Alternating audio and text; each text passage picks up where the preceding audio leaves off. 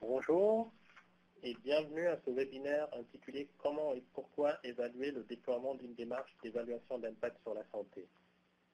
Mon nom est Tierno Diallo, je suis conseiller scientifique au Centre de collaboration nationale sur les politiques publiques et la santé et j'animerai le webinaire d'aujourd'hui.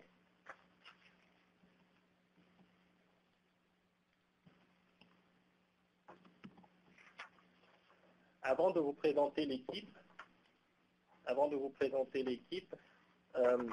je vais prendre quelques instants pour m'assurer que tout le monde nous entend bien.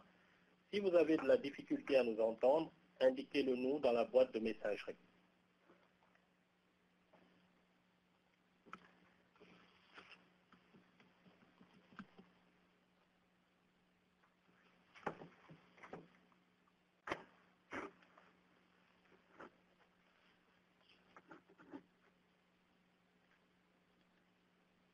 Je vais vous présenter maintenant les intervenants à ce webinaire. Alors moi, je me suis déjà présenté. Donc ici, nous avons ma collègue Mylène Maguire qui va nous aider dans tout ce qui est soutien technique. Donc si vous avez quelques soucis pour pouvoir nous entendre, vous pourrez effectivement nous envoyer des messages via la boîte de messagerie. Et puis avec nous, nous avons le plaisir d'avoir avec nous le professeur François Jabot de l'École des hautes études en santé publique, qui sera la présentatrice pour ce webinaire.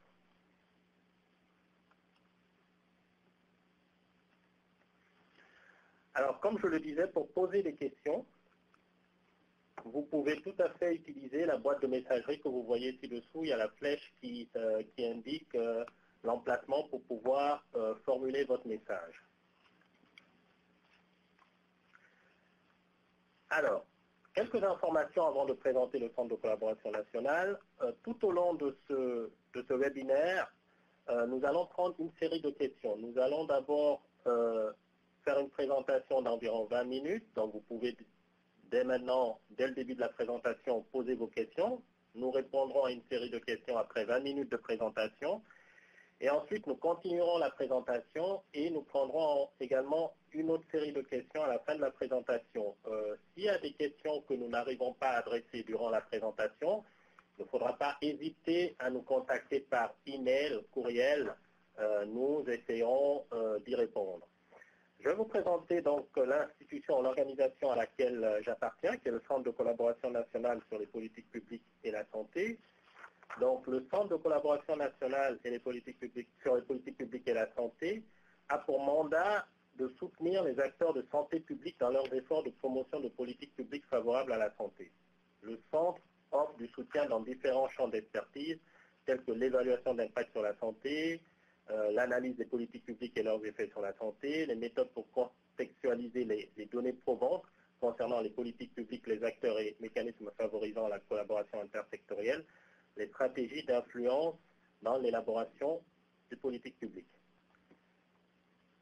Le centre, donc le CCNPPS, fait partie d'un réseau de 6 centres de collaboration nationale en santé publique financés par l'Agence de la santé publique du Canada. Donc, comme vous pouvez le voir ici, les centres de collaboration nationale, comme dit les CCN, sont répartis à travers le Canada et chacun d'eux se spécialise dans un secteur de la santé publique. Le CCNPPS auquel j'appartiens est hébergé par l'Institut national de santé publique du Québec.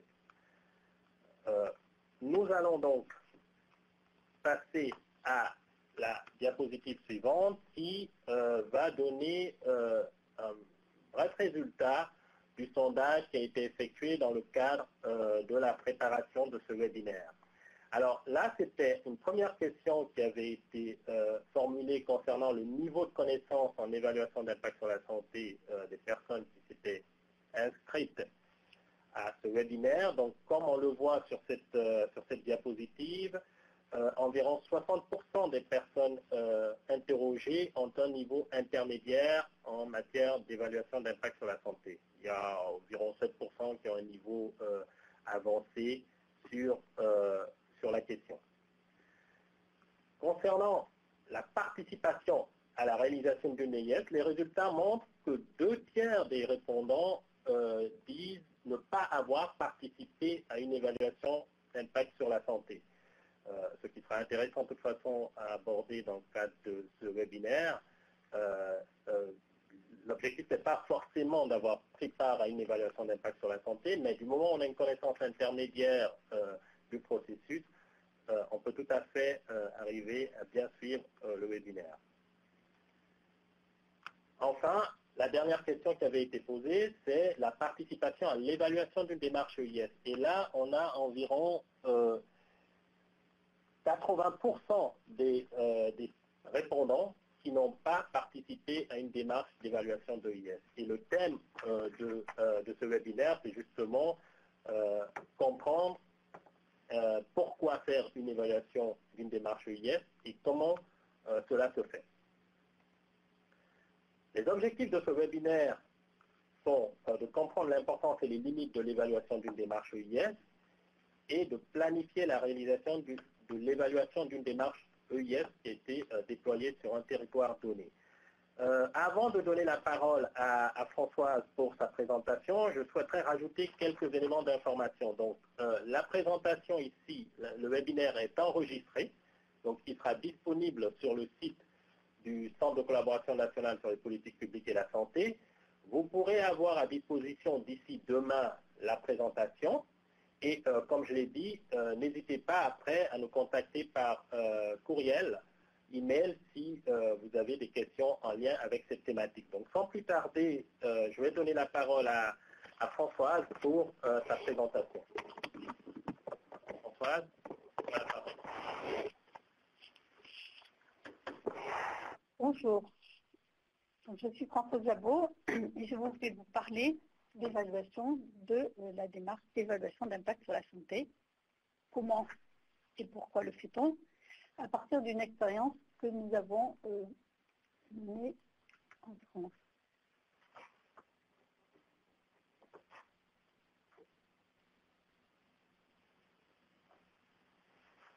La présentation sera en 3 points. Dans un premier temps, je vais faire un rapide rappel des fondamentaux de l'évaluation proprement parlée et de l'évaluation d'impact sur la santé.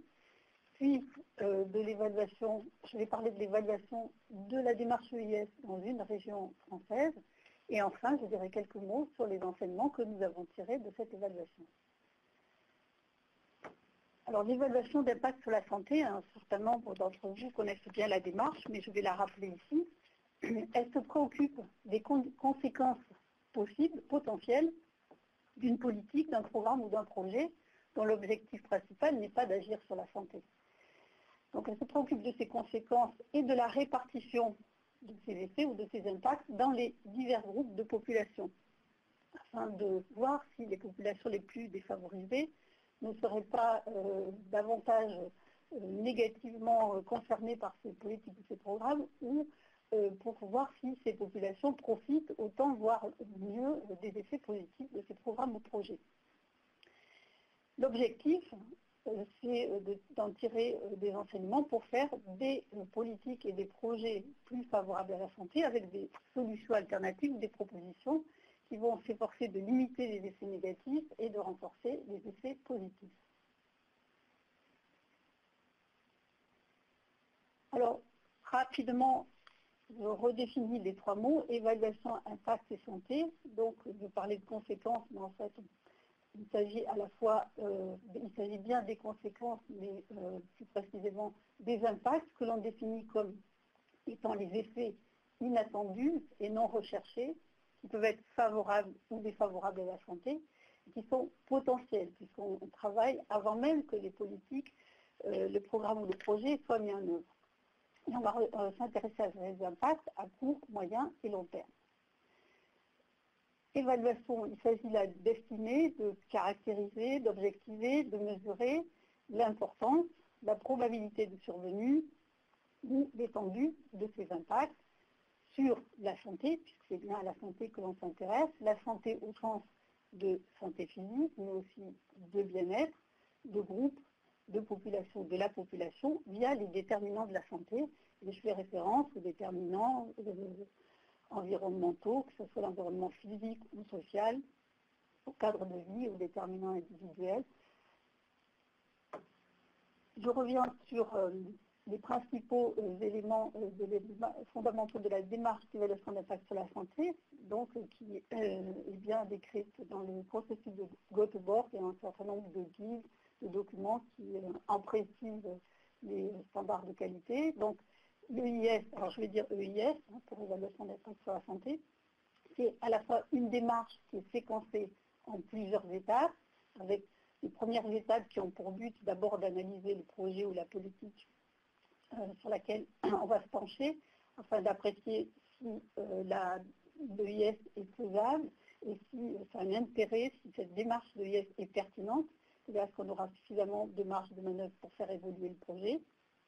Puis il va y avoir un travail donc, sur le cadrage, la délimitation du travail, puis le dur de la démarche qui va consister à faire l'évaluation et l'estimation des impacts, puis produire des recommandations, puis des étapes qui consistent donc ensuite, après que le rapport d'évaluation ait été remis, à engager un suivi de la mise en œuvre de ces recommandations et à plus long terme une évaluation. Là, vous voyez dans ce schéma que nous distinguons deux étapes différentes, le suivi et l'évaluation. Certains l'associent, que le suivi se fait vraiment dans la continuité du travail de IS d'analyse et à plus court terme, et l'évaluation souvent est réalisée à plus long terme. Et puis le IS, elle est fondée sur des principes et des valeurs. Alors, des valeurs éthiques de démocratie, droit des citoyens à participer aux décisions qui les concernent, droit d'équité et justice sociale, j'en ai parlé tout à l'heure, développement durable, s'intéresser aux impacts à court, moyen, long terme, et puis l'utilisation éthique des données, et puis des principes peut-être plus méthodologiques, à savoir regarder, analyser le programme ou le projet dans sa globalité et faire appel à un ensemble de données de diverses sources. Ce qui est important dans la démarche d'évaluation d'impact sur la santé, c'est de tracer les chemins entre un projet ou une politique et d'essayer d'expliciter les liens et les chemins qui vont expliquer pourquoi ce projet de politique a un effet sur la santé. Sur le schéma, vous verrez, l'exemple concerne on est sur un projet d'aménagement urbain, donc on délimite le projet, on le segmente en plusieurs éléments, on regarde les effets directs, puis les effets sur les grandes catégories de déterminants, et puis sur la santé.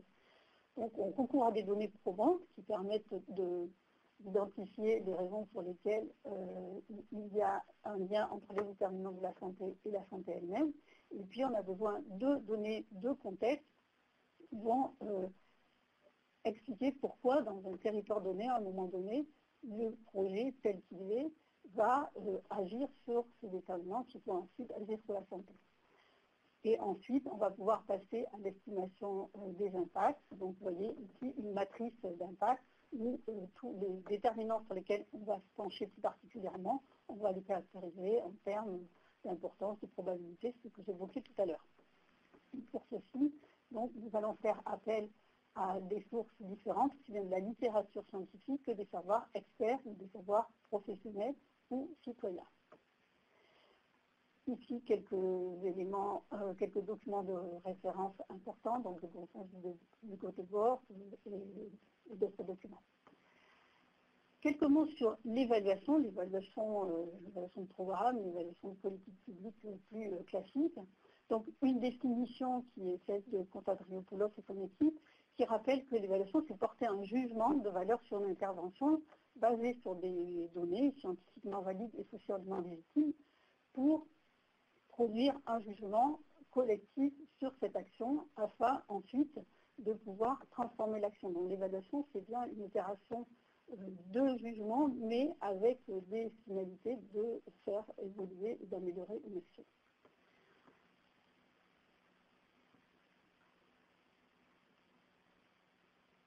Il y a un certain nombre de points communs entre l'évaluation de politique publique et l'évaluation d'impact sur la santé. Toutes les deux sont des démarches qui sont séquencées en plusieurs étapes, qui vont de l'intention d'évaluer jusqu'à la production de l'analyse et l'utilisation qui en est la conséquence.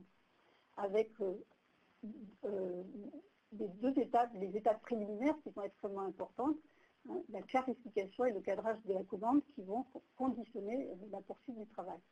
Toutes les deux ont leur spécificité méthodologique, font appel à des modèles théoriques On a le référentiel d'évaluation qui est important pour l'évaluation des politiques, le référentiel de jugement, le trio critères, indicateurs et étalons ou standards de référence, et la matrice d'impact en évaluation d'impact sur la santé. Et toutes les deux ont recours à des principes et standards de qualité. Ce sont toutes les deux des activités singulières parce qu'elles sont inscrites dans un contexte donné, caractérisé par des attentes, des enjeux spécifiques et des acteurs, et une stratégie qui va être due sur mesure en fonction des enjeux précités. La différence, c'est le regard qu'on porte. Dans une évaluation de politique publique, on va s'intéresser aux effets de la politique que l'on mène, alors que dans l'évaluation d'impact sur la santé, ce qu'on va regarder, ce sont les effets sur la santé, toujours. Donc le questionnement sera différent et la temporalité est différente, dans la mesure où dans une évaluation d'impact sur la santé, on est toujours en amont de la mise en œuvre. Dans une évaluation de politique, on peut aussi faire de l'ex-santé, mais on fait aussi de l'ex-post ou de l'évaluation en cours de réalisation. Maintenant, je vais rentrer dans l'évaluation des EIS pour faire comment, donc à partir de notre exemple français. L'évaluation, la raison d'être de l'évaluation des EIS, vous l'avez vu, elle est inscrite dans la démarche, c'est la dernière étape de la démarche.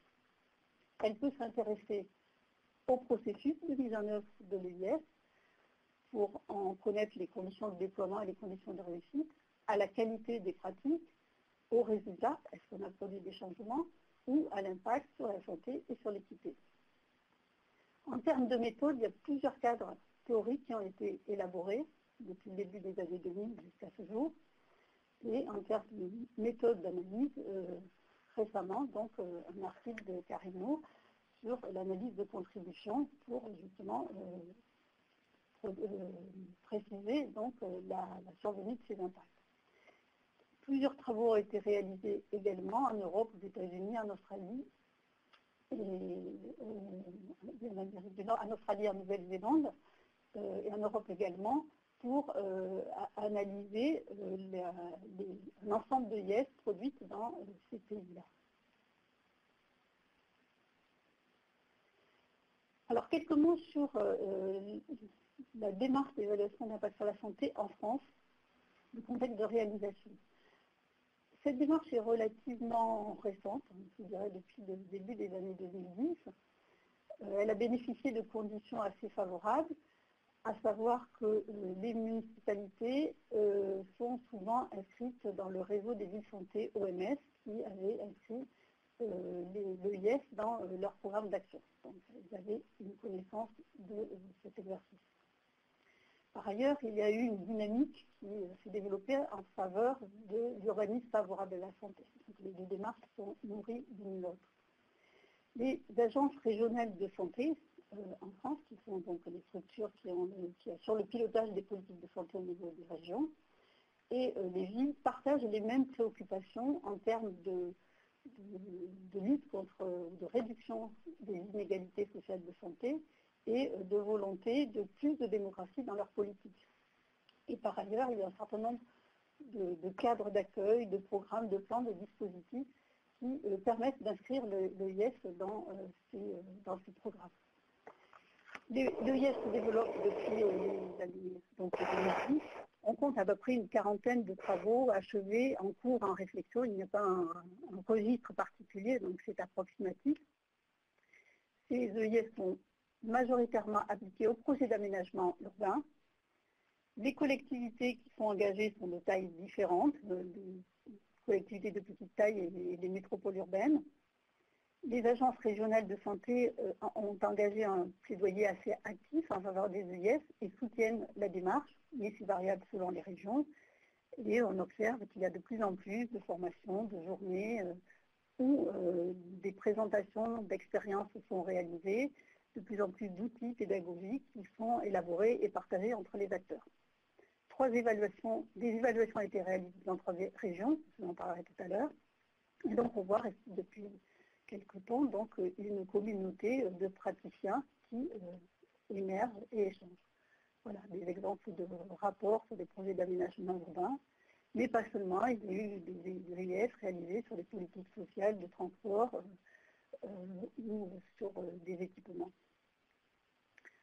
une carte de France pour vous montrer un peu la répartition des EIS, moi qu'il y a un effet régional, donc ce n'est pas exhaustif, mais plus des régions de l'Ouest, vous voyez, sont plus engagées. La région Île-de-France, et un petit peu à l'Est, il y a des zones où on en fait un petit peu moins.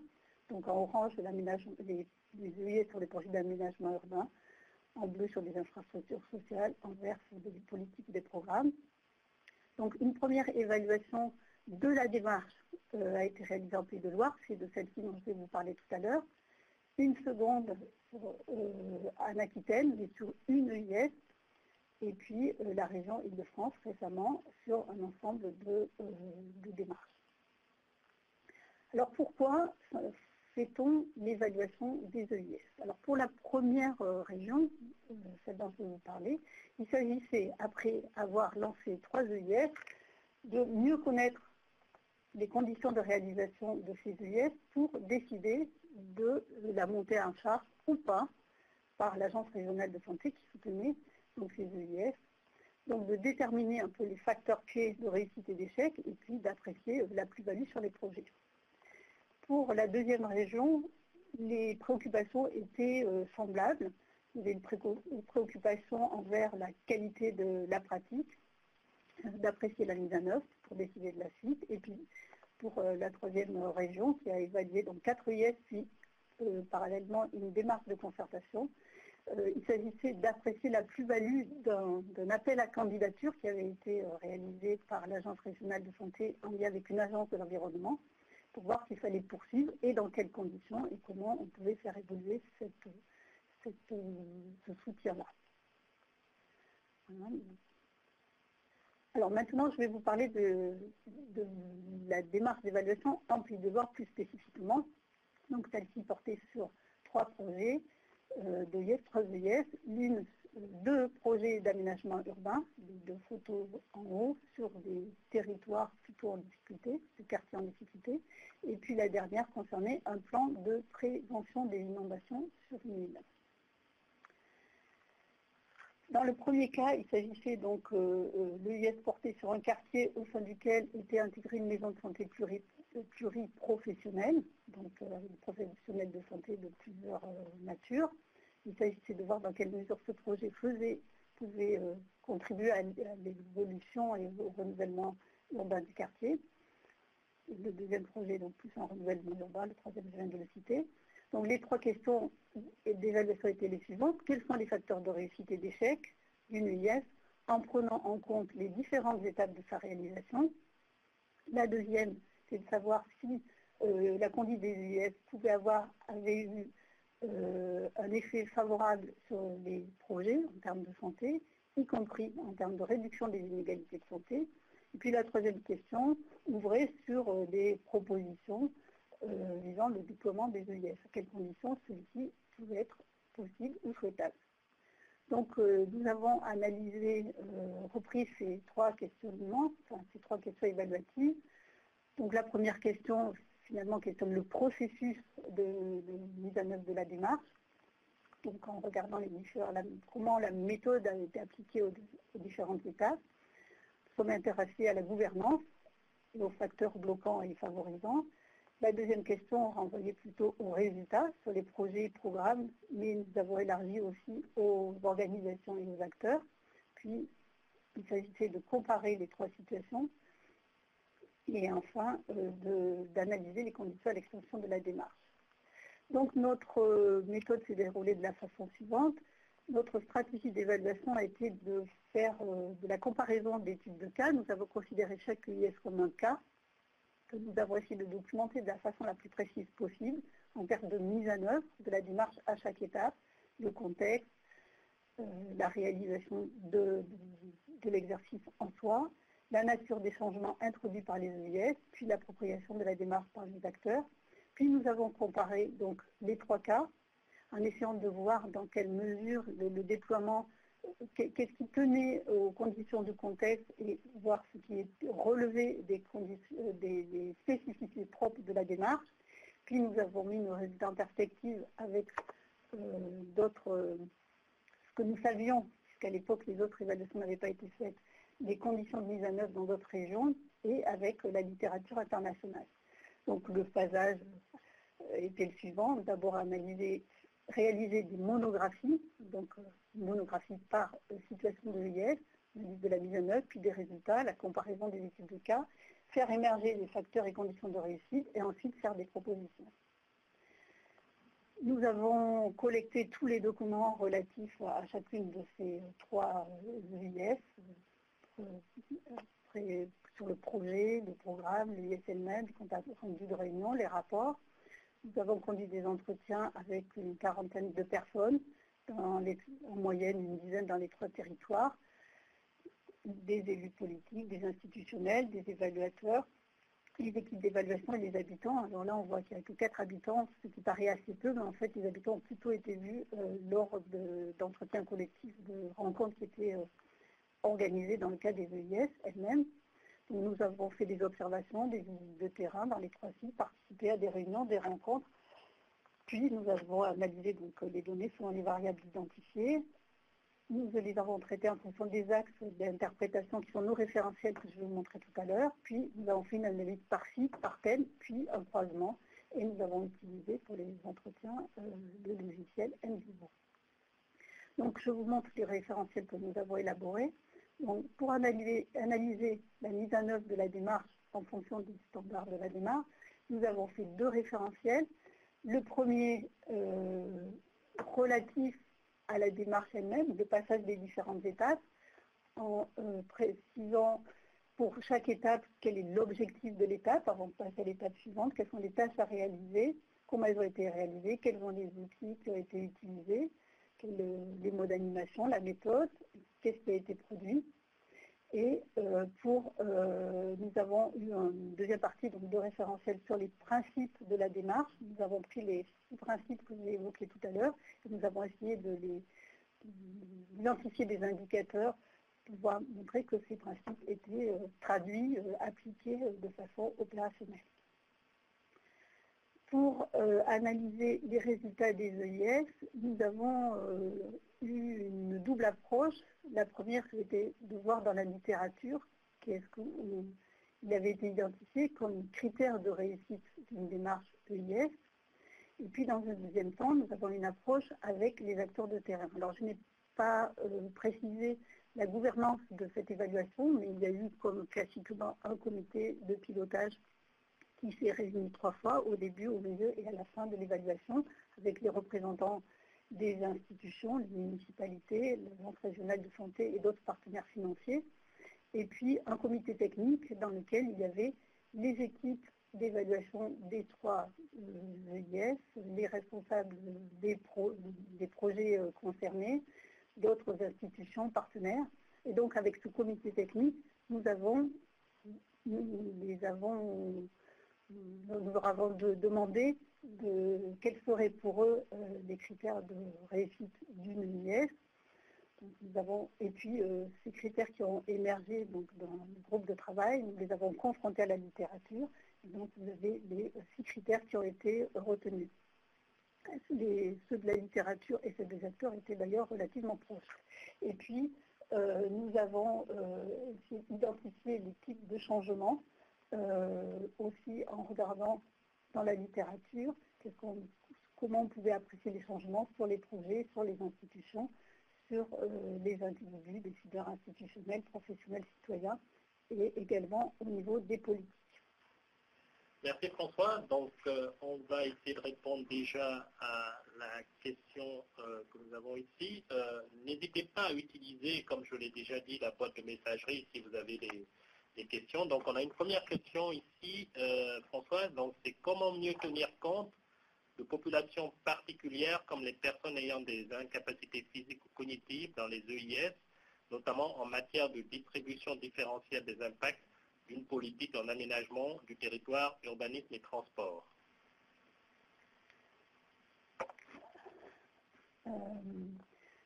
Donc, dans l'évaluation dans l'évaluation d'impact sur la santé ou dans l'évaluation de l'impact sur la santé.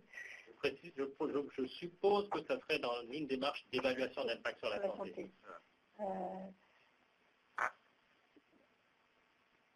Alors, je pense que la question fait référence à un projet d'aménagement urbain. Donc, et pour tous les projets d'aménagement urbain, effectivement, les conditions d'accessibilité pour les personnes en situation de handicap sont prises en compte. En tout cas, on regarde, on observe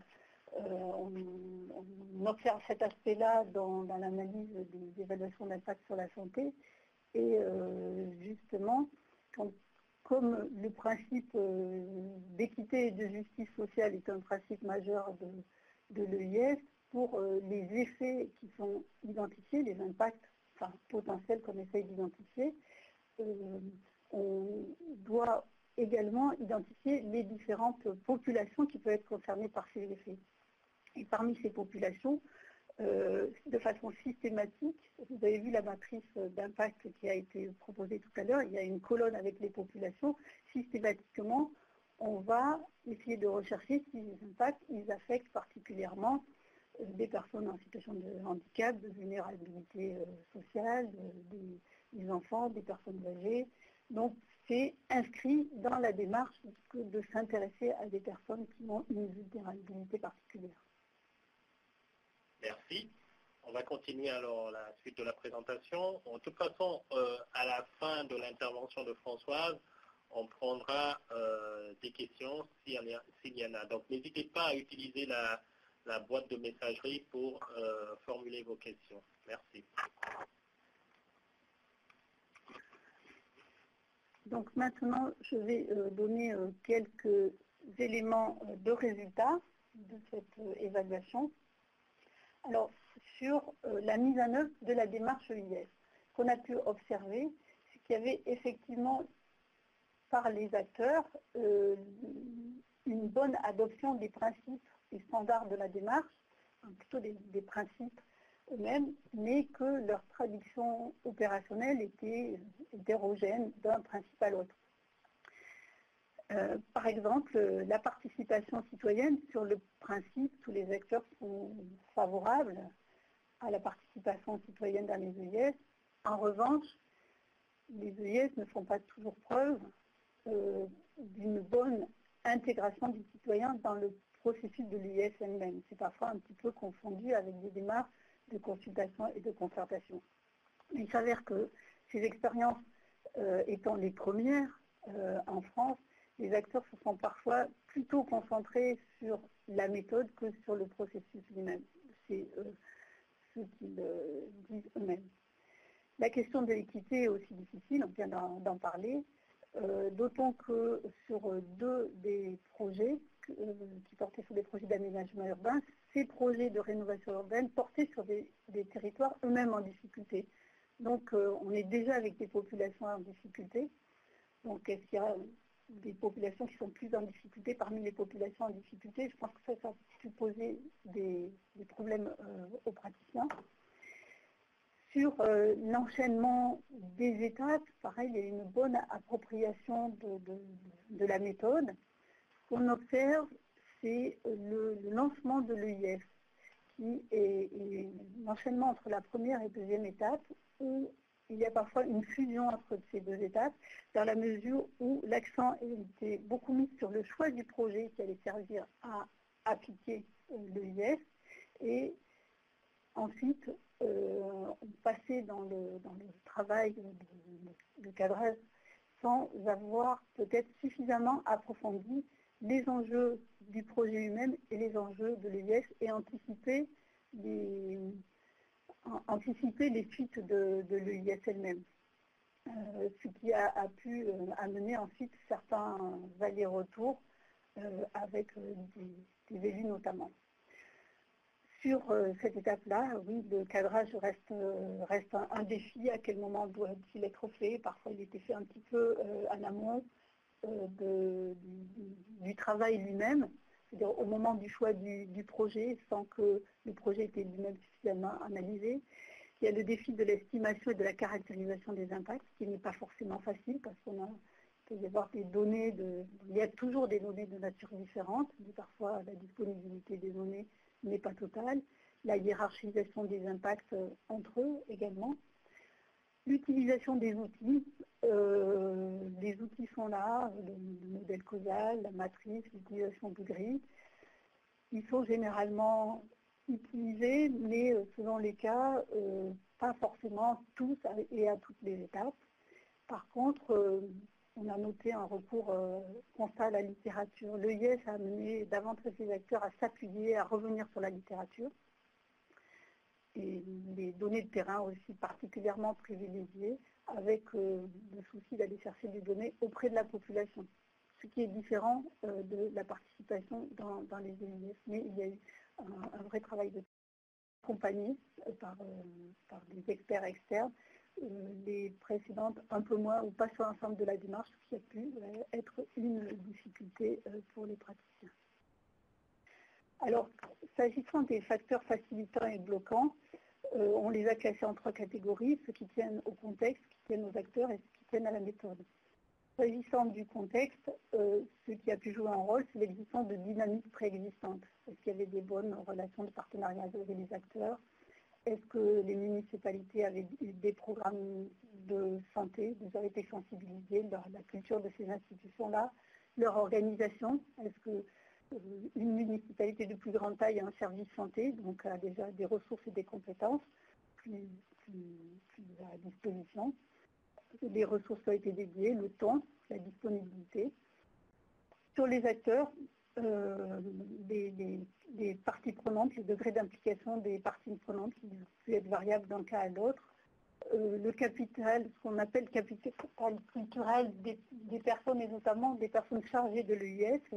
Est-ce qu'elles avaient déjà été formées à l'EIS? Est-ce qu'elles avaient été sensibilisées à l'EIS? Est-ce qu'elles avaient des expériences dans différents domaines? Un certain nombre de paramètres qui jouent. Et puis l'investissement et le leadership de cette personne et de ses capacités d'animation et de mobilisation des différentes parties prenantes. Sur la méthode, des questions de temporalité, surtout pour des projets d'aménagement urbain, est-ce qu'on intervient trop tôt ou trop tard avec des marges de manœuvre? La clarté de la commande, le processus de mise en œuvre, des instances de gouvernance, j'en ai parlé.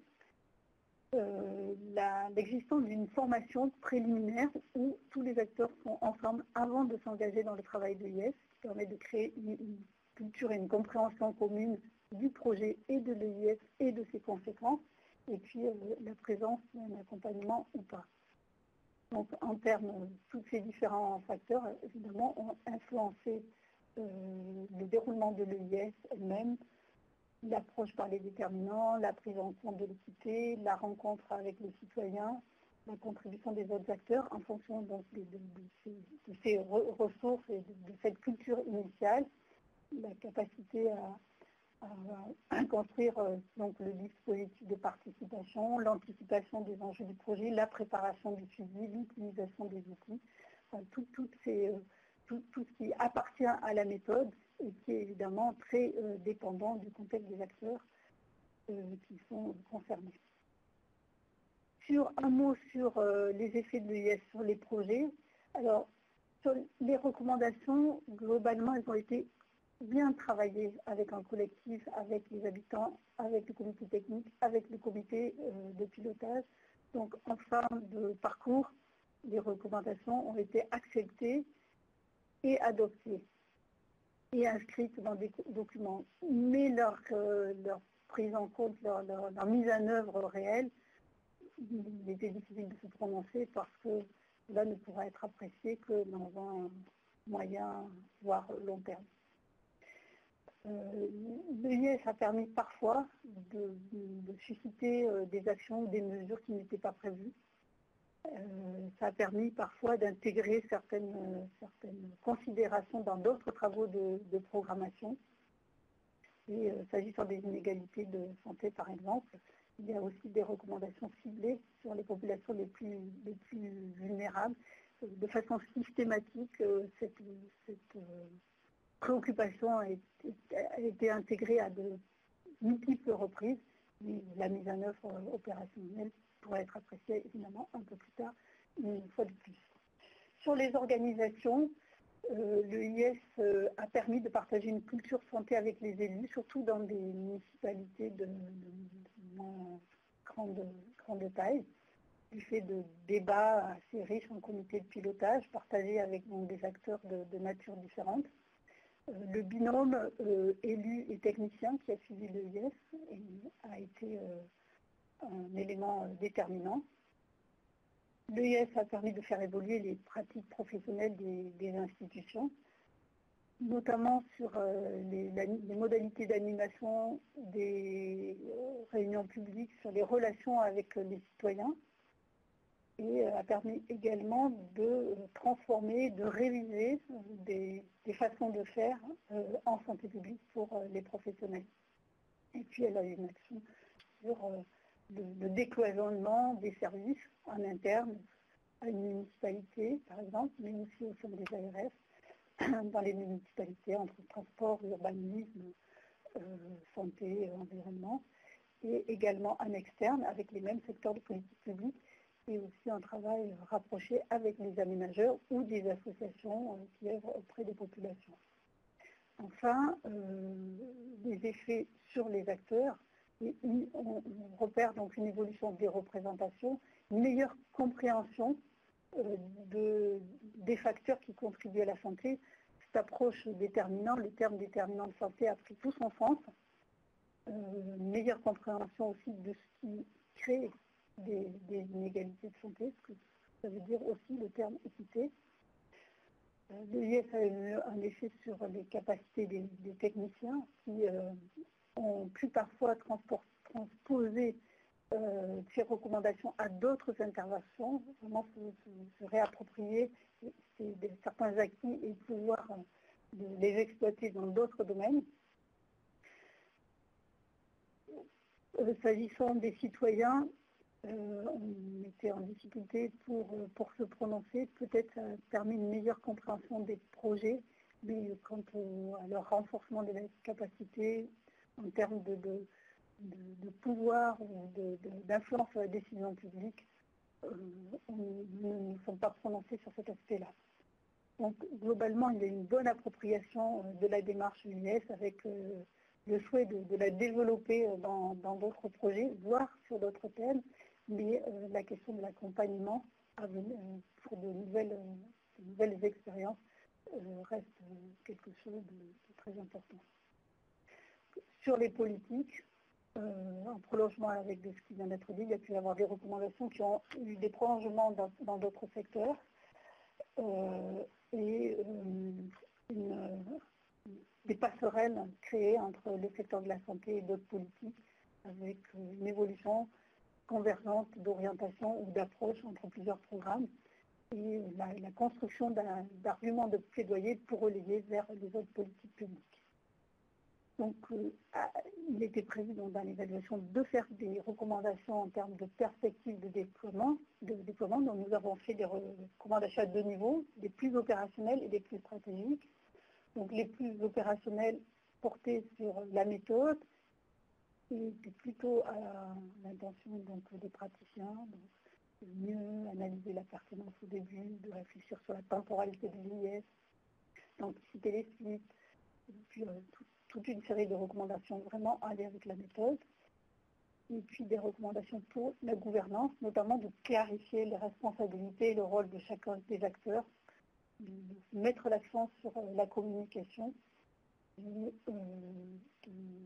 de veiller à une bonne circulation de l'information. En termes de recommandations stratégiques, il s'agissait donc pour les ARS de savoir dans quelle mesure et à quelles conditions elles pouvaient continuer à déployer la démarche. Donc, il était important de poursuivre le plaidoyer vers d'autres secteurs, celui de l'urbanisme, à la demande de certains élus que nous avions pu rencontrer, de veiller à l'accompagnement des acteurs, qui dit une stratégie de déploiement, dit ressources, donc avoir suffisamment de ressources, et aussi avec ce que ça veut dire en termes de formation, d'accompagnement et de soutien. D'avoir le soutien donc logistique et financier, selon que l'ARS allait faire le choix de se recentrer au contraire de déployer plus largement, d'envisager peut-être un travail d'analyse de pratique, de penser à la diffusion au transfert de connaissances et d'ouvrir cette réflexion sur le IS à à quelque chose de beaucoup plus large qui renvoie donc à l'intégration de la santé dans toutes les politiques. Et puis nous avons quelques recommandations sur le cadre organisationnel plutôt interne de renforcer le groupe de réflexion sur l'EIS et de réfléchir donc au champ d'application sur les autres secteurs, mais aussi les autres niveaux, et avec également sur un cadre externe, sur un cadre de discussion formalisé avec les autres partenaires, avec des canaux de discussion et de mobilisation. Donc pour terminer, qu'est-ce que nous avons, quels enseignements peut-on tirer de l'évaluation de la démarche EIS? Donc, par la suite, donc, il y a eu d'autres travaux d'évaluation en France, ou des EIS qui, à partir desquels nous avons pu tirer des éléments, et nous avons pu observer que ces résultats-là allaient tous à peu près dans le même sens, y compris avec ce que nous avons trouvé dans la littérature internationale. En termes de plus-value de l'EIS, oui, l'EIS va vraiment dans le sens de politiques plus favorables à la santé, sauf si les décideurs ne sont pas réceptifs. Et ça, on peut parfois l'observer. L'EIS va dans le sens du renforcement de l'intersectorialité, des partenariats, d'une meilleure compréhension de ce qui crée la santé, de ce qui est à la racine des inégalités sociales de santé. Va dans le sens d'une meilleure inclusion des citoyens dans la décision publique, même s'il y a encore du chemin à parcourir. On retrouve les mêmes facteurs de réussite et d'échec que ceux qui sont identifiés dans la littérature, l'engagement des parties prenantes, l'adéquation entre le calendrier de l'EIS et celui de la décision concernant le projet ou la politique, le travail collaboratif, l'étayage sur la littérature sont des facteurs extrêmement importants. Et puis nous avons pu faire émerger des facteurs spécifiques au contexte français, le fait qu'il existe des instruments qui jouent le rôle de passerelle, d'interface entre des secteurs de politique publique ou des disciplines. Par ailleurs, il y a aussi, nous avons noté la compétition qu'il peut y avoir parfois avec d'autres démarches qui sont propres aux politiques urbaines et que l'EIS peut parfois venir percuter. L'importance de faire œuvre de pédagogie et de plaidoyer de façon continue, de diffuser la culture santé et d'œuvrer en faveur de plus de politiques démocratiques. Pour résumer les apports de l'évaluation, je vais revenir un peu sur les finalités de l'évaluation de façon générale. Et là, je fais référence à notre charte des politiques, de l'évaluation des politiques publiques en France. On dit que l'évaluation a poursuivi plusieurs finalités. Produire mais on le dit dans d'autres sociétés d'évaluation, produire de la connaissance, aider à la décision, apprécier la plus-value de l'intervention, améliorer l'action, susciter un débat avec la société civile. Je pense qu'effectivement, l'évaluation des EIS a permis d'aller un peu dans le sens de ce que vise l'évaluation.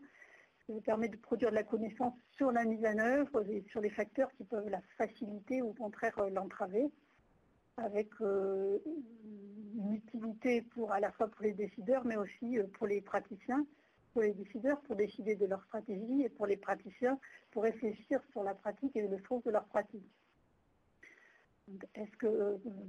Comment l'EIS permet de réviser nos modes d'intervention? Quelle complémentarité faut-il avoir avec d'autres démarches et d'autres évaluations d'impact? Et si je prolonge, est-ce que parfois c'est une EIS qu'il faut engager ou une autre démarche? On comprend mieux maintenant à la lumière donc, de ces expériences de l'EIS et de l'évaluation. Va-t-on faire de l'EIS une pratique de routine ou une pratique d'exception? Donc avec la connaissance on a pu avoir donc, des conditions que ça suppose en termes notamment de ressources. Donc, est-ce qu'on va étendre ou au contraire recentrer?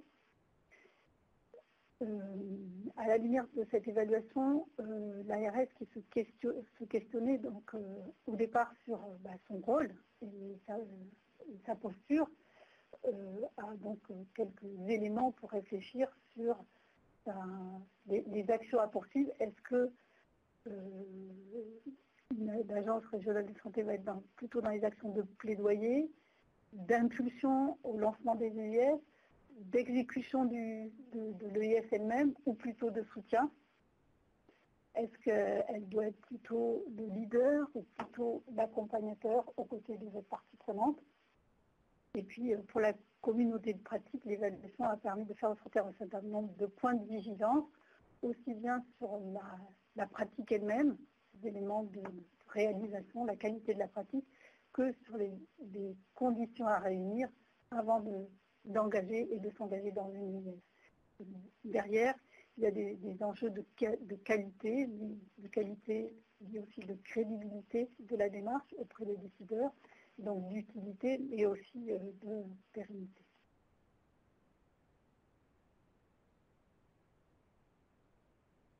Je vous remercie de votre attention. Merci beaucoup Françoise pour cette très intéressante présentation sur l'évaluation d'une démarche EIS. On va prendre une question qui est là. Selon votre expérience, est-ce que les données recueillies sont similaires entre les personnes du monde municipal et celles du milieu de la santé ou sont-elles divergentes?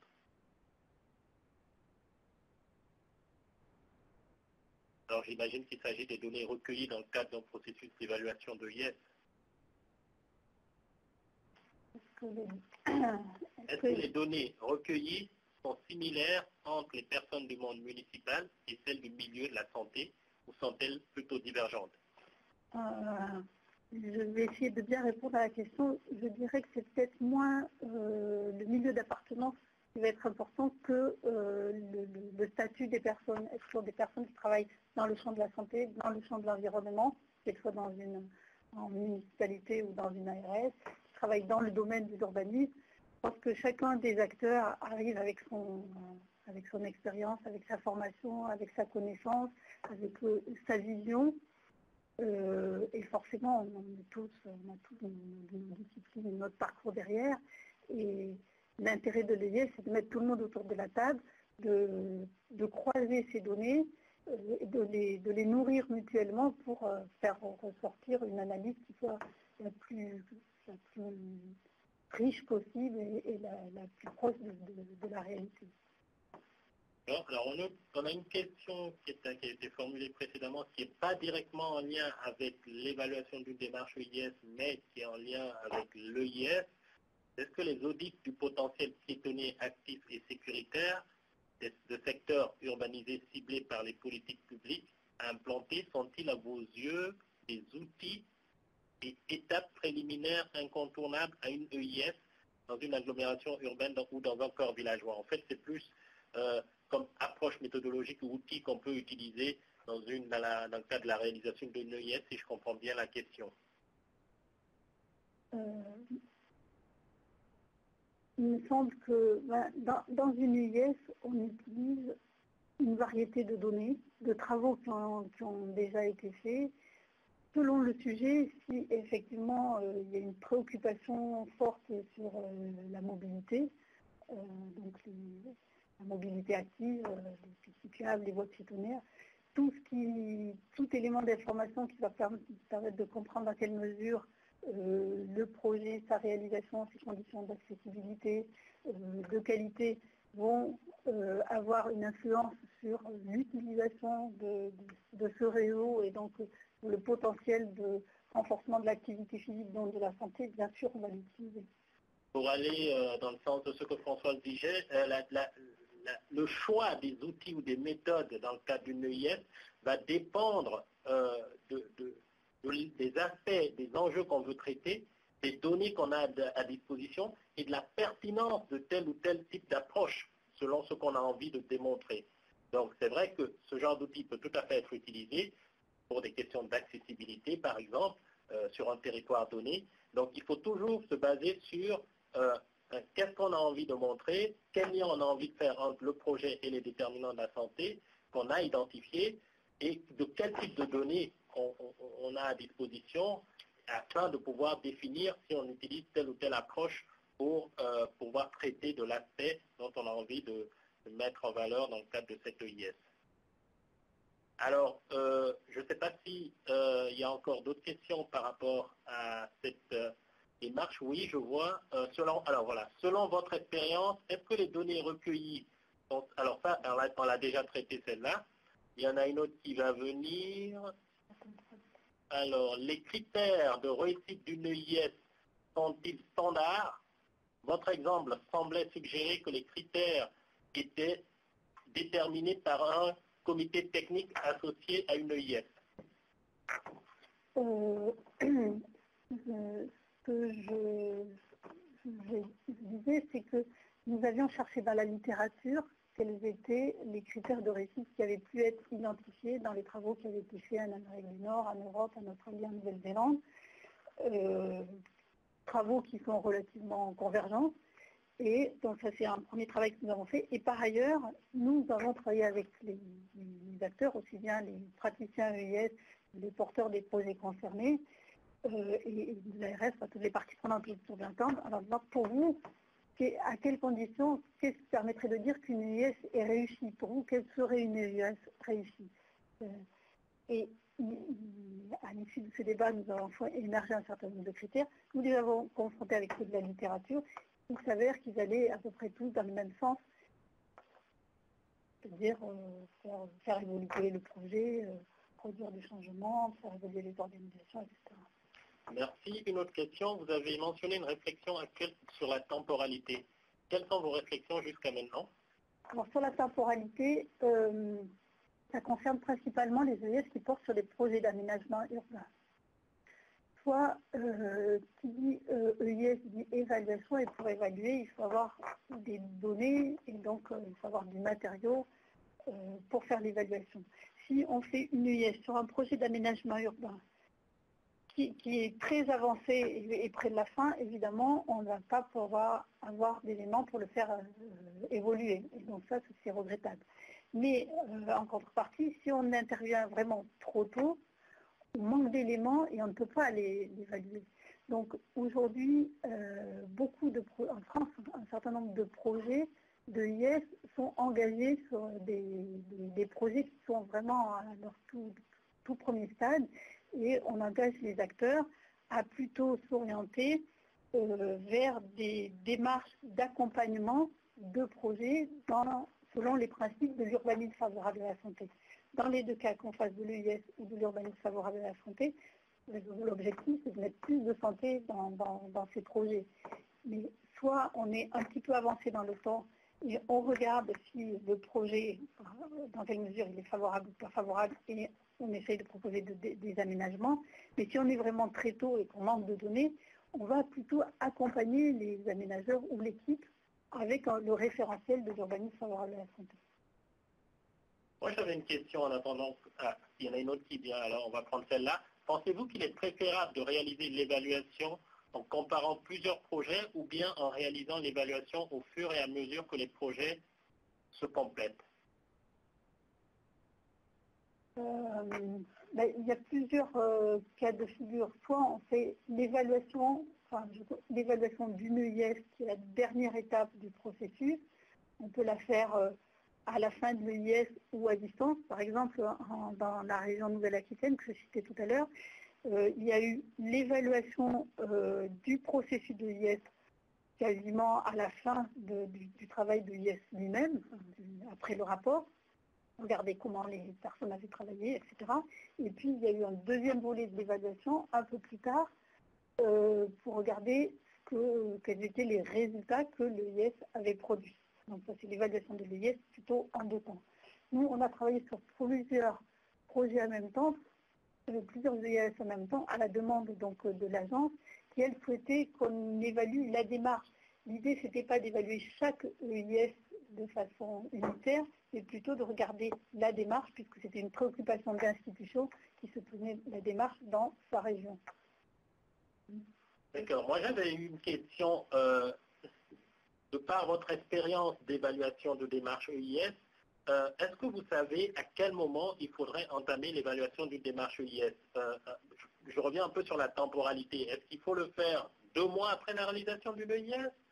1 semaine après la réalisation d'une EIS? 1 année après la réalisation d'une EIS? À votre avis?